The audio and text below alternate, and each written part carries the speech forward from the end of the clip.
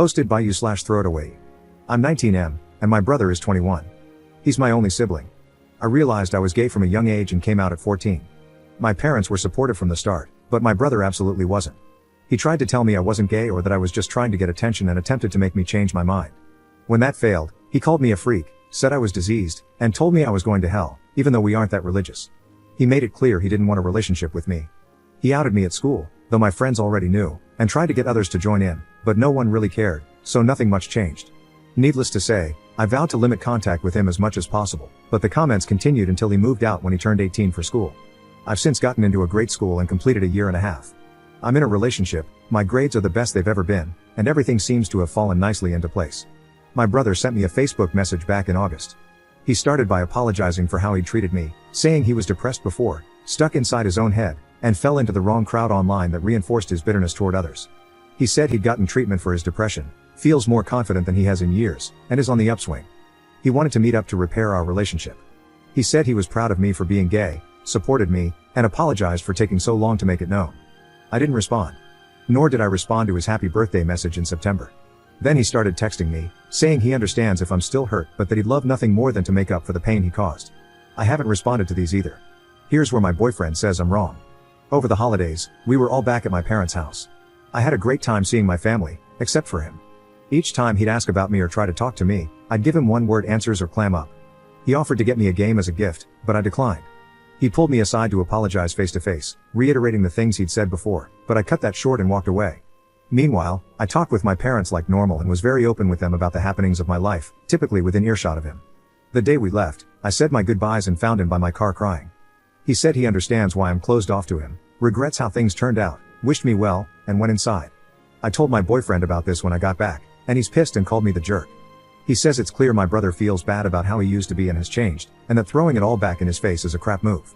My parents agree and say my brother's a good person, but they ultimately feel it's up to us. Personally, I've gotten so used to the idea of not having a brother that I don't know if there's anything left to salvage. He made his choice to sabotage me then. Is it really my problem that he regrets his actions now? Edit. So my boyfriend just texted me and said that how I handled this is him questioning things, and he thinks we should take a step back for a while. So that's cool. Commenter. Of course, you don't have to forgive your brother just because he's asked for forgiveness, and forgiving him doesn't mean you have to have a relationship with him just because he wants one. But not knowing if there's anything to salvage is different from being sure you want nothing to do with him. At the very least, you might want to consider explaining to him why this isn't something he can easily make up for, and see how he responds so you can decide whether you're really done with him or not. Ops response. The worst part is, I actually think I want to forgive him. But every time I go down that path, I'm left thinking about all that could have been if he hadn't been a jerk in the first place. It makes me resentful, knowing that any relationship we build now will be inferior to the one we had when we were kids. And honestly, that feels worse than acting like I don't have a brother at all, to be honest. Update 3 months later. So it's been a few months since my first post, and since a few people were asking, I thought I owed you an update. I would have provided one sooner, but this is a throwaway, and I had logged out earlier. The fact I remember the password is itself a miracle. A little after my last post, I texted him, letting him know that I appreciated his words but that his actions had really hurt me and that I needed time. He texted back that he understood and to take as much time as I needed. He also thanked me for reaching back out to him. I spent a lot of January and February in self-reflection, trying to figure out what I wanted. A lot of people in the last post said I needed therapy, and I agree that I likely did. I never ended up seeing a professional, but I got really into some guided meditation and calming exercises I found on YouTube. Making a habit of it helped me realize how much weight I was carrying and has helped me start to let that weight go.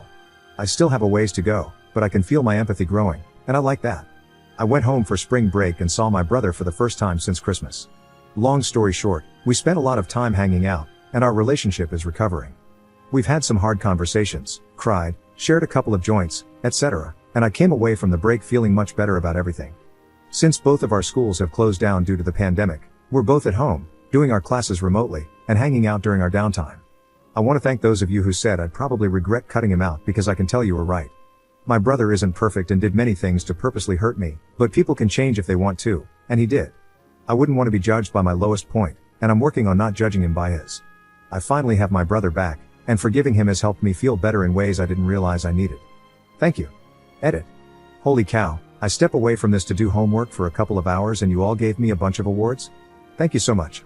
To answer some common questions, no, my boyfriend from the original post and I are no longer together, but for reasons unrelated to the original post. We just wanted different things and were at different stages of our lives, but it was a parting with minimal hard feelings. I don't consider his reaction to be manipulative. It wasn't a hard do this or we're through.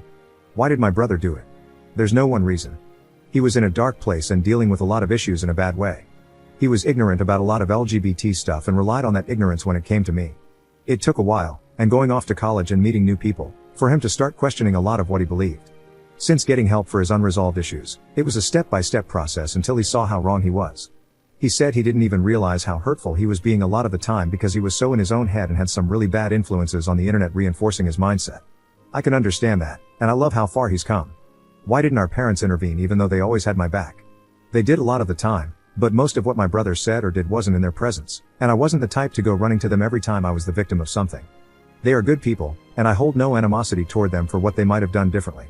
I'm thinking about showing my brother this in the previous thread so he can better understand how I felt about all of this. I might update later on how that goes.